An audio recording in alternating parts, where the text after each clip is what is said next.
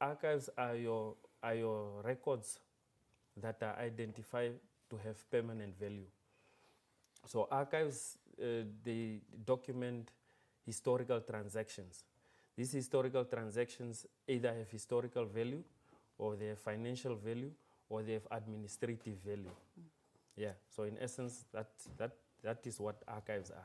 So to give you a brief background of archives in Namibia, archives or record keeping in Namibia started off when the missionaries came to Namibia. So when the missionaries came, they taught our local leaders how to read and write. And then when they taught our local leaders how to read and write, our local leaders then had developed record keeping, or they had entries, or what we call diaries. So now these diaries were kept by the different local leaders at the diaries. For example, we have the Hendrik Witbooi papers, we have the Marero papers. For example, the Hendrik Witbooi papers and the Marero papers are housed at the National Archives of Namibia. Since when they were produced, they're still intact, they are still in a usable state. Those are now physical records. And also very important to mention is the Hendrik Witbooi papers are recognized as a memory of the world by UNESCO. So that's something very, very significant. And also, most importantly, we also have the Rioboth Baster Vaderlike Wette. So these also were developed back then, way back then, but they're still usable. And recently, they were recognized by the Supreme Court, if I'm not mistaken, as also part of part of the Namibian law, just to give you a perspective of how records and archives go hand in hand and what they mean to society as a large.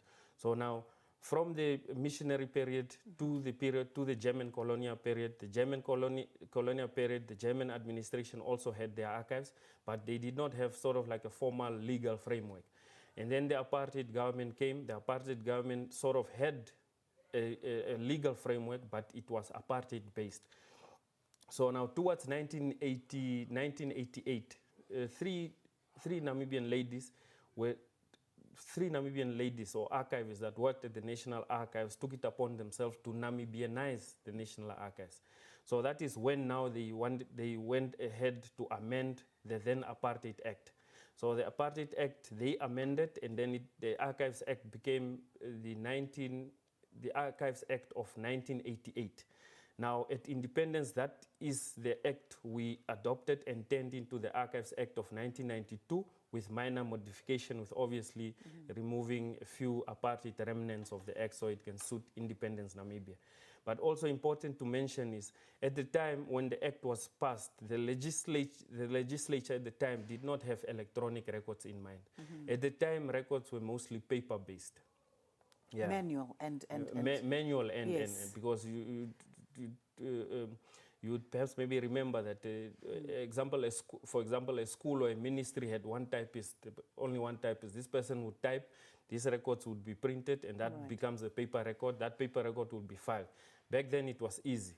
But now almost every staff member has a computer in their office, or every staff member has a laptop in their office, and everything is digital now.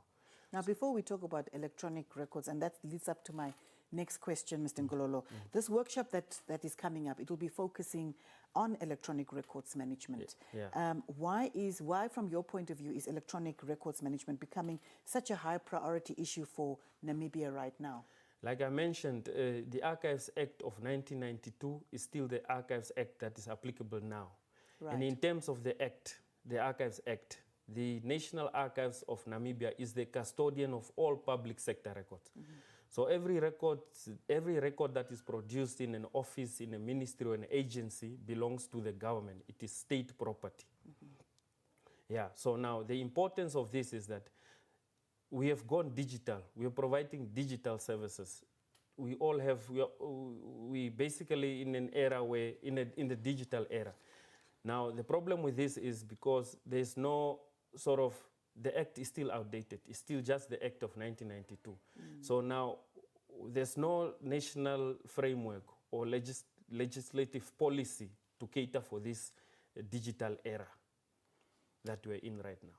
And given the lack of legislative policy not being in place, what would you recommend is the remedy to that situation? The remedy to this situation is to benchmark on international practices. We look at those that are doing it successfully. We look at the international, there are ISO standards, there are international standards, organization standards specifically for records management, the basics of records management, and also the functional specifications for an electronic records management. Yeah, so we benchmark on those. We benchmark on countries that are doing it better and that are doing it successfully. Now, what are some of the common challenges institutions face, when it comes to managing digital records properly? Common challenges are that number one is the lack of unskilled staff. The act is still outdated. The processes are still manual, so people are getting trained on manual processes. And infrastructure, because of lack of national policy, who do you benchmark on? What are you allowed to do and not to do? And also unstructured. Now, because of this lack of framework, everyone stores their digital information on WhatsApp or personal mail or on the cloud. You store information on the cloud. There's no institutional policy on the cloud to say this is sensitive information. It cannot go onto the cloud, or there's no cloud policy. South Africa, for example, has a national cloud policy that dictates to government institutions to say, no, this information is too sensitive for the cloud. This information is not sensitive for the cloud. Right. So deducing from what you're saying, Mr. Ngololo, is that there needs to be a policy in place, because that's where the whole situation will start from. Definitely. Now, how does good electronic record keeping, improve issues like accountability, transparency, and governance? Good electronic management ensures transparency, because the records that are created from the systems that create those records have what we call audit trail, and this audit trail stems the records that are created to ensure that this document is indeed created by this system. This records indeed is authentic, it is reliable, and it is unalterable, and it is evidence of a transaction that took place. My next question is, how practical and relevant are the new record keeping standards for Namibian institutions from your point of view?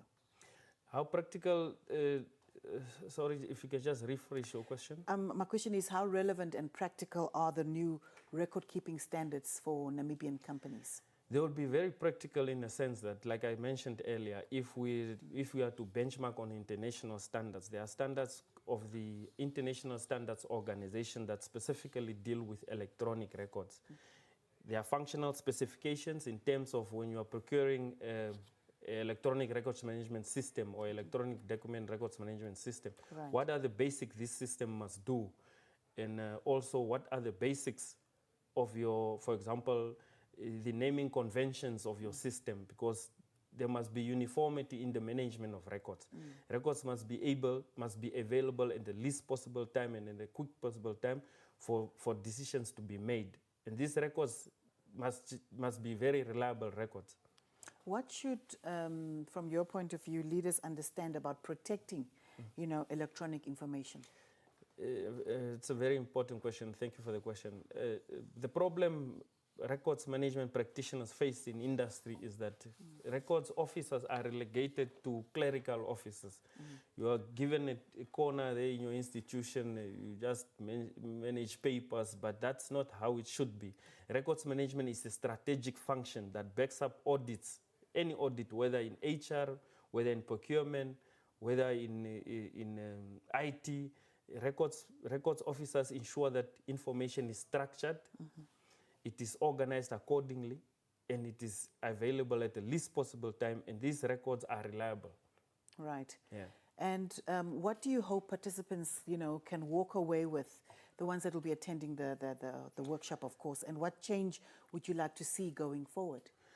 Going forward, what I hope participants gain or benefit by attending this workshop is practical skills, most importantly, practical skills.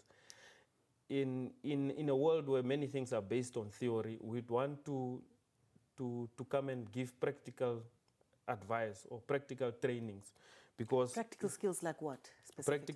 Practical skills in a sense to say, for example, specifications, ISO standards for an electronic records management system. What are those functional specifications? The core basic ones that this system must have to create records that are authentic, that are reliable, and that can stand as evidence in any court of law or any decision-making body. Yeah. Lastly, to end of this interview, talk to us about the workshop itself that's coming up.